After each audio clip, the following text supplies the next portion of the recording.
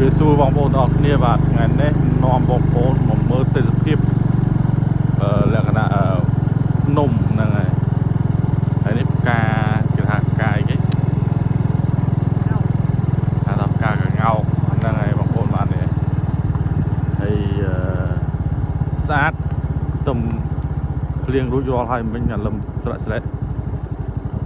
ហើយនៅតំបន់នេះដែរគេហៅថា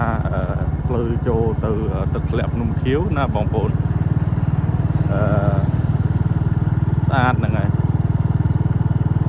យើងជិះមកមើលទេសភាពតាមដងផ្លូវអញ្ចឹងណាបងប្អូន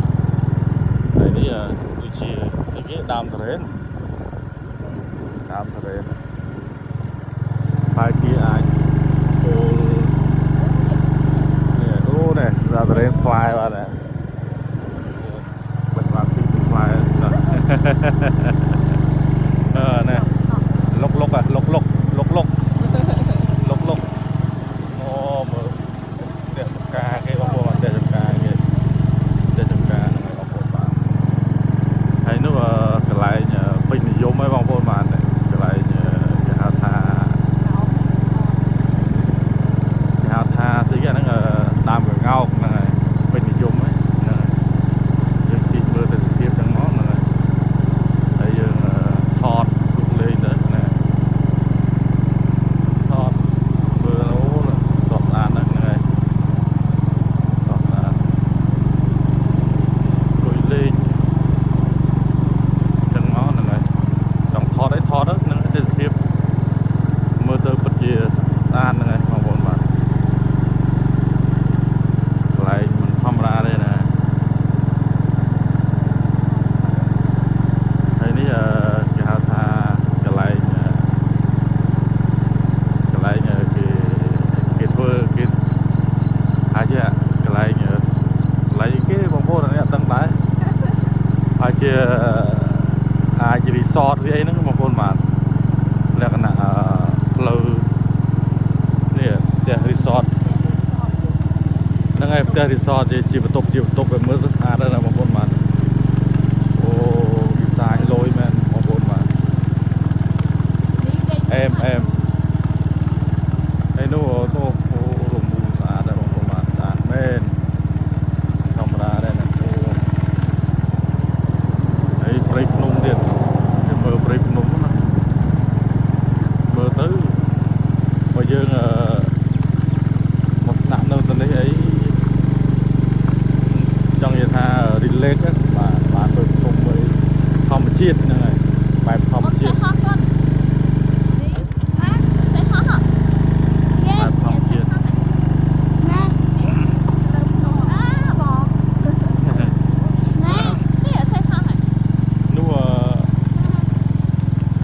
នោះសេះនោះសេះអូបងប្អូនមកអូសេះមើលឃើញគាត់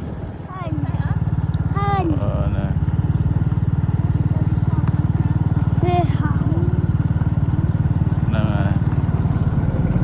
ចង់លក្ខណៈស្អាតមិននឹងតែអែមហ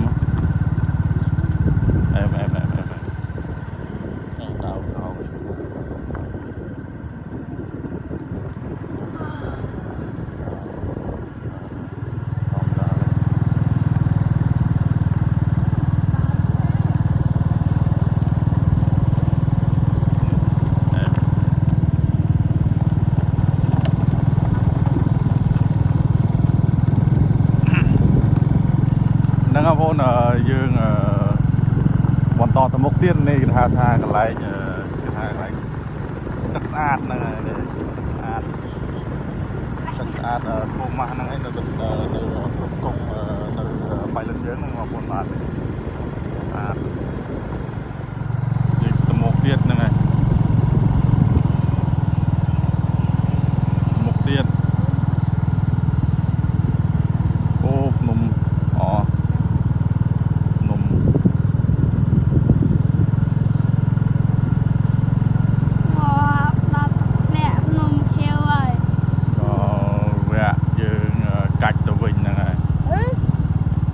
អញ្ចឹងថតស្អីមិន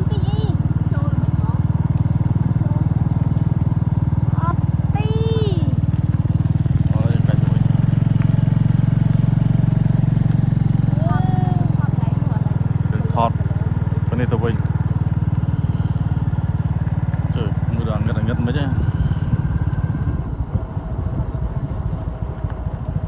đủ cái thơ cái na anh ấy cái resort bài là cái nào cái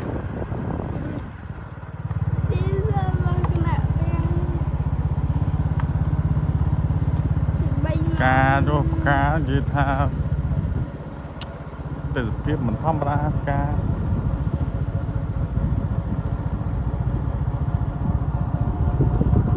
cái này cái bộ này đã hạt plan đấy bông bông này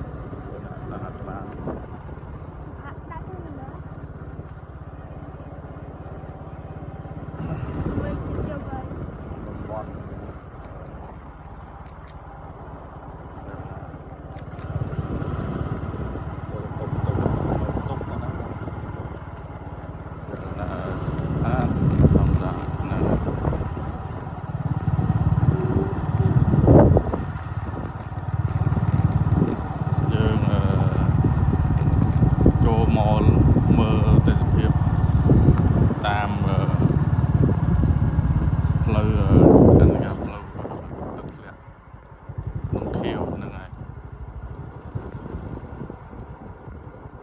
គ្រូ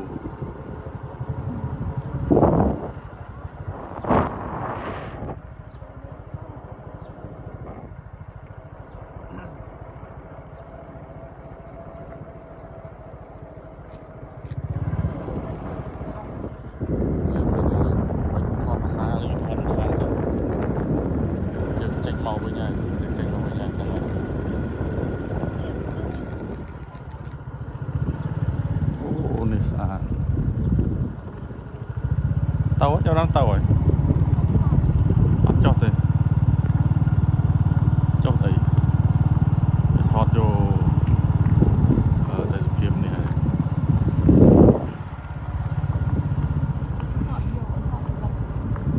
mày thọt tao này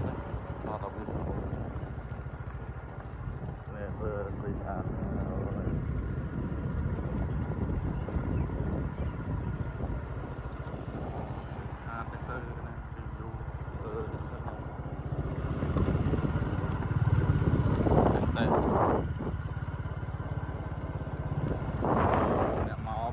ឡើងបាទឡានមួយហ្នឹងហើយមកថតរូបលេងមើលទេសភាពចឹងទៅហ្នឹងហើយតាមដងផ្លូវតាម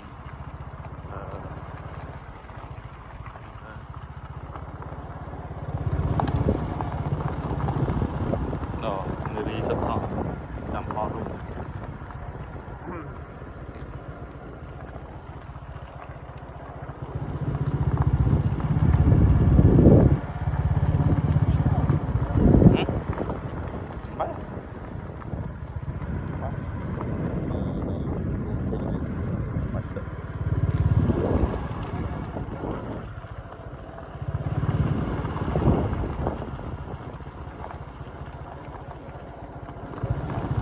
បានទៅណា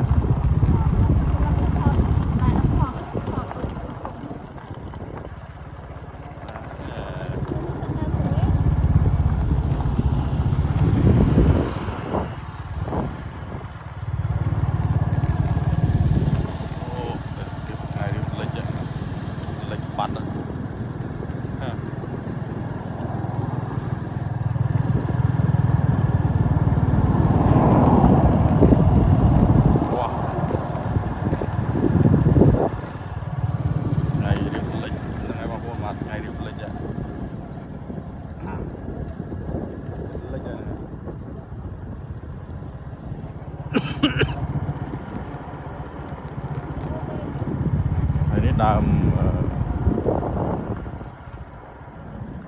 ចុកដៃបណ្ដោយចុកដៃបងបិទចាំតិចបិទដល់មុខទៀតបិទផុតដើមងោងសិនហាត់ប្រាណ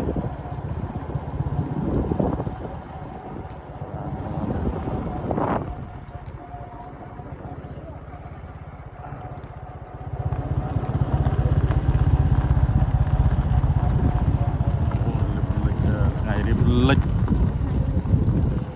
ឈប់សិនមកយក